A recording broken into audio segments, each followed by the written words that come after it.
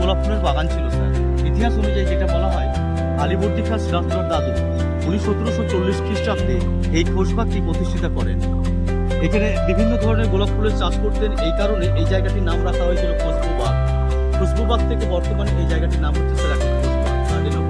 সিরাজউদ্দৌলা এবং তার সপরিবার সাহিত্য আছে এই খোশবাগের মধ্যেই। এখানে টোটালে মোট 34 জন ব্যক্তির কবর রয়েছে। 34 জনের ভিতরে ধরুন 32 জনকে নৃশংসভাবে হত্যা করেছিলেন ব্রিটিশ ইস্ট ইন্ডিয়া কোম্পানি, এবং এদের পরিবারে 2 জন ব্যক্তি যারা এমনি স্বাভাবিক ন্যাচারালি মারা গেছিল। তার ভিতরে একজন হচ্ছে নবাব সিরাজউদ্দৌলার ওয়াইফ লুৎফান্নেসা বেগম, আর একজন হচ্ছে আলীবর্দী খান। উনি অসুস্থ হয়ে মারা গেছিলেন, এবং সিরাজউদ্দৌলা মারা যাওয়ার পরই ওনার ওয়াইফ পাগল হয়েছিল। কারণ সব থেকে মনে হয় ইতিহাসে যেটা দেখা গেছে যে এই খোশবাগের ভিতরে মানে ওনাদের পরিবারের সব থেকে নৃশংসভাবে খুন করা হয়েছিল সিরাজউদ্দৌলাকে। কারণ সিরাজউদ্দৌলাকে নৃশংসভাবে তার দেহকে কেটে ফেলা হয়। ইতিহাস অনুযায়ী বলা হয়েছে এটাই তাকে হাতির পিঠে করানো হয়েছে, এবং অবশিষ্ট অংশ যেটুকু এখানে ব্রিটিশরা তাকে সমাধিত দিয়েছে, এবং ওনার দাদুর পাশেই ওনাকে সমাধিত দেওয়া হয়। আপনি যে 32 জনের কথা, সর্বপ্রথম অ্যাকচুয়ালি স্যার মহিলাদের সমাধিস্থল এটা ফার্স্ট কবর। এখানে 3টে কবর আছে, 3 জনই হচ্ছে মহিলা, এবং সর্বপ্রথম যে মহিলাটি কবর পেয়েছেন ইনি হচ্ছেন আলীবর্দী খাঁর ওয়াইফ, এনার নাম লুৎফান্নেসা বেগম। সিরাজউদ্দৌলার দিদিমার কবর প্রথম কবর ছিল। এবং দেখুন 1757 সালে 23শে জুন পলাশীর যুদ্ধে মেন ষড়যন্ত্রকারী হচ্ছে এনাদের পরিবার থেকে, সেটা হচ্ছে খসকি বেগম। আলীবর্দী খাঁ যখন সিরাজউদ্দৌলাকে সিংহাসন দিয়েছিলেন, এই বিষয়টা খসকি বেগম স্যার মেনে নিতে পারেননি। উনি জগৎ শেঠের সাহায্য নিয়েছিলেন, এবং মির্জাপুর ক্লাইভ, রাজা কৃষ্ণচন্দ্র রায় থেকে শুরু করে রাজবল্লভ মুনির চাঁদ, এরা প্রত্যেকেই এই গ্রুপটাই পলাশীর যুদ্ধে সিরাজের এগেইনস্টে কাজ করেন। এনাদের ষড়যন্ত্রের জন্য সিরাজউদ্দৌলা যুদ্ধে পরাজিত হয়েছিলেন, যে এনাদের পুরো পরিবার ব্রিটিশদের হাতে মারা যায়। যারা যেরকমভাবে মারা গেছে তাদের প্রত্যেকের কবর একই কিলোমিটার করা হয়েছে। দ্বিতীয় নম্বর যে কবরটি দেখবেন উনি হচ্ছেন সিরাজের বিরুদ্ধে ষড়যন্ত্রকারী ওনার মাসি খসকি বেগম।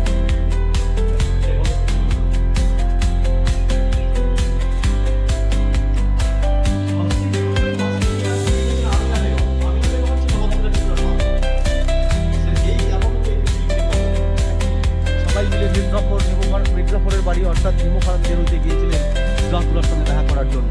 ক্লাইভ এই লোকগুলোকে ভুল ভেবেছিল যে এরাই সিরাজের আত্মীয় স্বজন, তাহলে ভবিষ্যতে এনারা হয়তো কোনোদিন দাবি দাবা করতে পারে। সেই কারণে মির্জাফরের ছেলে এই লোকগুলোকে খাওয়ানোর জন্য। দানিশ ফকির একজন নৌকো চালক ছিলেন।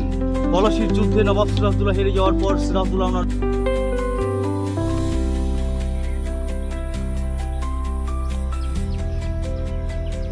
স্যার এগুলো বডিগার্ডদের কবর স্যার। 3 মধ্যে যিনি আছেন উনি নবাব সিরাজউদ্দৌলার বডিগার্ড ছিলেন, ওনার নাম গোলাম হোসেন।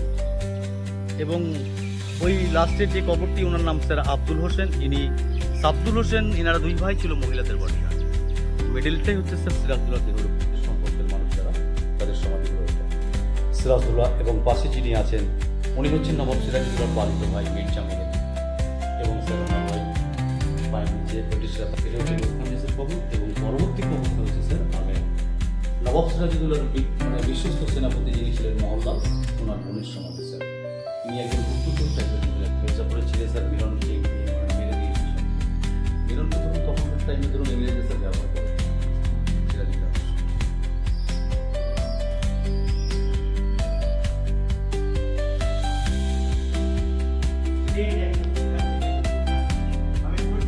ধরুন আপনার দিল্লির জামা মসজিদের আদলে তৈরি করা